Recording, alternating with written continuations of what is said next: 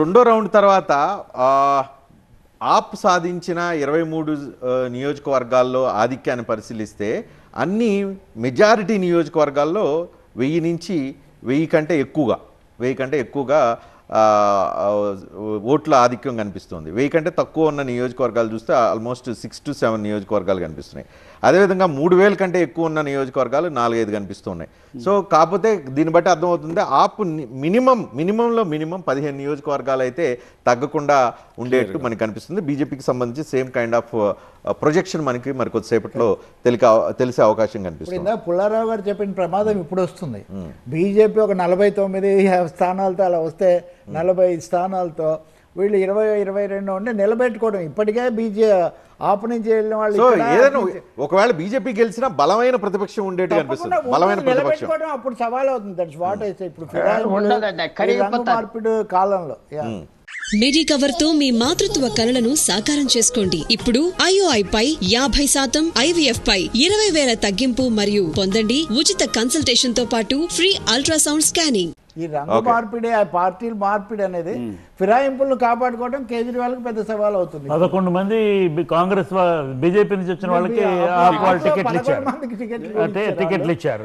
మరి వాళ్ళు ఎంతమంది గెలుస్తారో వాళ్ళు ఎంతమంది చాలా రాష్ట్రాల్లో బలాబలాలు అలా తారుమారయ్యే అవకాశం. బీజేపీ ఆధిక్యం 1000 లోపు కనపరుస్తున్న నియోజకవర్గాలు అవుట్ ఆఫ్ 37 అంటే ఎలక్షన్ కమిషన్ డేటా ప్రకారం 37 కాన్స్టిట్యున్సీల్లో 1000 కంటే తక్కువ ఉన్న నియోజకవర్గాలు ఆల్మోస్ట్ 10 ఉన్నాయి. సో 10 వాలటైల్ గా ఉన్నాయి అనేది ఎలక్షన్ కమిషన్ మీద మటుకు రాహుల్ గాంధీ వీళ్ళంతా చేసిన విమర్శ ప్రభావం కొంచెం కనిపిస్తుంది. మొన్న ఎన్నికలప్పుడు అయితే కనుక వన్ సైడ్ గా ఉండేది ఎలక్షన్ కమిషన్ సైట్. ఇప్పుడు మీడియా కంటే ఎలక్షన్ కమిషన్ సైట్ కొంచెం బెటర్ గా ఉంది. వాళ్ళు ఎప్పుడు స్లోగా ఉన్నారు. అది ఎందుకంటే అది వాళ్ళు ఎలక్షన్ కమిషన్ డిక్లేర్ చేసే నెంబర్ కాబట్టి, ఇది స్పెక్యులేటివ్ నెంబర్. మీడియా అంటే I mean national media. So కాబట్టి 45 ఇప్పటికీ TV9 హిందీ ఛానల్ భారతవర్ష ఇస్తున్న నెంబర్స్ ప్రకారం అయితే 45 నియోజకవర్గాల్లో బీజేపీ ఆధిక్యాన్ని ప్రదర్శిస్తుంది.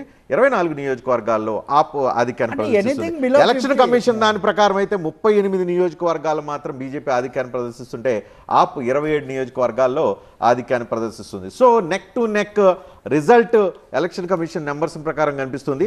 ఇందాక మనకు కనిపిస్తున్న దాన్ని బట్టి కూడా చూస్తే ఇప్పటివరకు ఆధిక్యాన్ని ప్రదర్శిస్తున్న వాటిలో 1000 కంటే తక్కువ నియోజకవర్గాల్లో బీజేపీ ఆధిక్యం ప్రదర్శిస్తున్నాయి.